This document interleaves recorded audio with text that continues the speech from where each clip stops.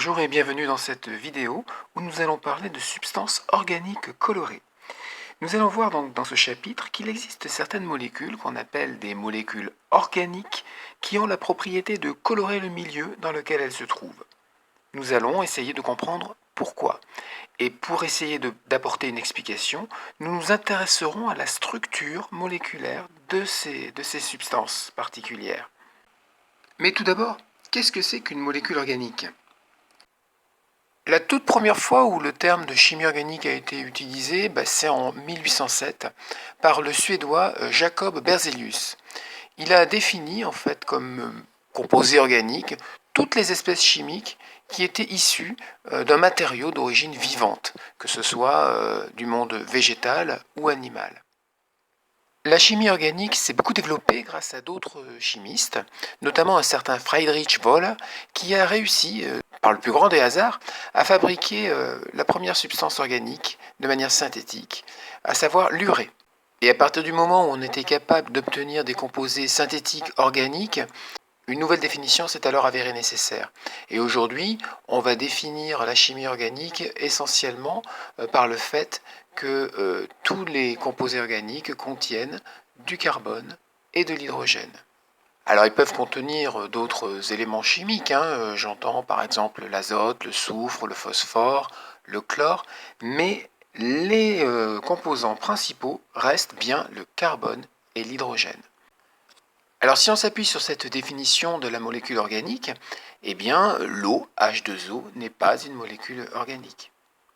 Alors comme partout il y a des exceptions, eh bien ici les exceptions concerneront le monoxyde de carbone, le dioxyde de carbone, qui bien que contenant du carbone, et aussi de l'oxygène, puisque l'oxygène est autorisé dans certaines molécules organiques, eh bien ces espèces chimiques ne font pas partie de la famille des substances organiques. Ces substances sont considérées comme des substances de type minéral. Alors, la plupart des molécules organiques sont constituées d'une chaîne de carbone, qu'on appelle chaîne carbonée. En fait, ce sont des atomes de carbone reliés entre eux. Alors, la plupart du temps, pour représenter les molécules organiques, on va utiliser un mode de représentation particulier qu'on appelle la formule topologique. Cela permettra de simplifier la représentation. Alors, dans cette représentation, comme on sait que chaque carbone engage 4 liaisons covalentes, on ne va pas tout représenter. La chaîne carbonée sera représentée par une ligne brisée. Chaque extrémité d'un petit segment représente un atome de carbone. Et chaque atome de carbone portera autant d'atomes d'hydrogène qu'il lui est nécessaire pour satisfaire à la règle de l'octet. Dans la formule topologique, tous les atomes qui ne sont pas du carbone sont représentés de manière explicite. Et là, à ce moment-là, on mettra les atomes d'hydrogène qu'ils portent. Je pense notamment au groupe hydroxyle qui permet de déterminer la fonction alcool, c'est le groupe OH, le groupement carbonyle qui nous permet d'expliquer les aldéhydes et les cétones, etc., etc.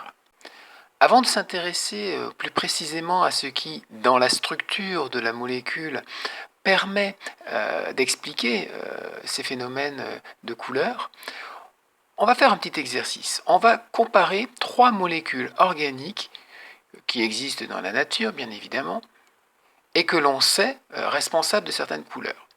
Je parle de la lutéine, responsable de la couleur jaune dans l'œuf, le carotène, responsable de la couleur orange des carottes, et le lycopène, responsable de la couleur rouge des tomates. Vous avez sur ce document les formules chimiques de ces 3 substances colorées. Regardez-les bien. Quel est le point commun ? Vous pouvez bien entendu mettre sur pause pour essayer de prendre du temps pour réfléchir à la question. Alors on peut remarquer que chacune de ces 3 molécules possède un point commun. Regardez bien, toutes possèdent des liaisons doubles séparées par des liaisons simples. On dit alors dans ce cas-là que les liaisons doubles sont conjuguées. Alors on peut constater dans le cas que je vous ai présenté que la lutéine, le carotène et le lycopène possèdent tous 11 liaisons doubles conjuguées. Pour qu'une molécule soit colorée, elle doit absorber des rayonnements dont les longueurs d'onde appartiennent au domaine du visible. Je vous rappelle grossièrement, ce sont des longueurs d'onde variant entre 400 et 800 nanomètres. Alors bien sûr, il y a plusieurs facteurs qui permettent d'expliquer que telle molécule va absorber telle longueur d'onde. Par contre, on a remarqué la chose suivante, c'est que plus une molécule contient de liaisons conjuguées, plus il y a de chances que cette dernière puisse absorber des rayonnements visibles et donc posséder une couleur.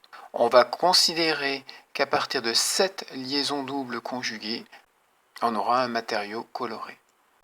Alors je vous propose maintenant un petit exercice. Voici 3 molécules représentées de manière topologique. Vous allez me dire lesquelles constituent une matière colorée. Bien entendu, vous pouvez mettre sur pause pour prendre le temps de la réflexion. La molécule A possède 5 liaisons conjuguées. Ce nombre n'est pas suffisant, il est inférieur à 7. La molécule A n'est pas colorée. La molécule B possède 8 liaisons doubles conjuguées. Ce nombre est suffisant, il est supérieur à 7. La molécule B est une molécule colorée. La molécule C possède 6 liaisons doubles. Donc déjà, ce nombre est inférieur à 7, ce n'est pas une molécule colorée. Par contre, on peut remarquer que l'enchaînement des liaisons doubles est arrêté au bout de la 4e. On considérera ici qu'il n'y a que 4 liaisons doubles conjuguées. Donc raison de plus pour expliquer que ce n'est pas une molécule colorée. Alors l'expérience montre qu'il y a un lien entre le nombre de liaisons doubles conjuguées et la longueur d'onde de lumière absorbée. Plus le nombre de doubles liaisons conjuguées augmente, plus la longueur d'onde de la lumière absorbée va elle aussi augmenter. Alors je vous rappelle que la couleur perçue correspond à la couleur complémentaire de la radiation absorbée.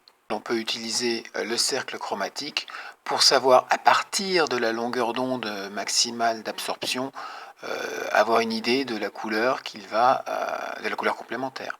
Si j'absorbe principalement dans le violet, 450 nanomètres, j'aurai plutôt une substance qui va apparaître jaune. Si j'absorbe essentiellement dans le cyan, 510 nanomètres, j'aurai plutôt une substance qui va être de couleur orange, etc., etc. La présence de certains groupes d'atomes dans une molécule organique peut aussi avoir une influence sur la valeur de la longueur d'onde maximale d'absorption, et donc de la couleur. Il existe certains agencements d'atomes, appelés groupes chromophores, qui sont capables d'absorber une partie du spectre dans l'ultraviolet. Il faut savoir que s'il n'y a qu'un seul groupe chromophore, eh bien, la molécule sera incolore. Alors il existe d'autres groupes qui portent le nom d'oxochrome, qui eux vont pouvoir modifier la longueur d'onde d'absorption maximale. Ces groupes comportent des atomes avec des doublés non liants, et c'est pour ça qu'ils peuvent participer à la conjugaison de la molécule, et donc colorer des molécules qu'ils n'absorbaient pas dans le visible. Les groupes oxochromes peuvent aussi tout simplement changer la couleur apparente des molécules, comme on peut voir dans le cas de l'atraquinone et la lysarine, où les deux groupements OH font passer la molécule d'un jaune pâle vers le rouge. Alors nous l'avions vu dans la vidéo précédente, il existe des paramètres extérieurs qui peuvent modifier la couleur d'une substance chimique.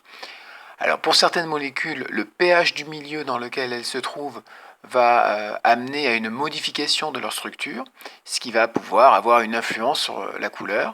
Alors, en fait, ces molécules vont nous être fort utiles parce qu'elles nous serviront d'indicateurs colorés acido-basiques. Alors bien entendu, je pense au BBT, le bleu de bromothymol, je pense à la phénolphtaléine, et enfin le classique que j'avais déjà présenté la dernière fois, le chou rouge. Alors il y a d'autres paramètres qui peuvent modifier la couleur, à savoir le solvant dans lequel se trouve la molécule. Alors là, cette fois-ci, on parlera d'une propriété de solvatochromisme. Alors ici, l'exemple que l'on pourrait donner, c'est celui du MOED, qui va avoir une couleur différente en fonction du solvant dans lequel il est placé. Alors, on voit sur cette photo que lorsque le MOED est dans l'éthanol, on a plutôt une couleur rouge, dans l'eau plutôt orange, dans l'acide éthanoïque jaune-vert, dans le dichlorométhane plutôt bleu, la propanone ça tend maintenant à un bleu plus un bleu roi, et le DMSO plutôt violet. Et enfin pour terminer, je parlerai du thermochromisme, qui est la capacité de certains matériaux à changer de couleur en fonction de la température. Les encres thermochromes peuvent être à l'origine de belles surprises lors de l'utilisation de Mug Mystère.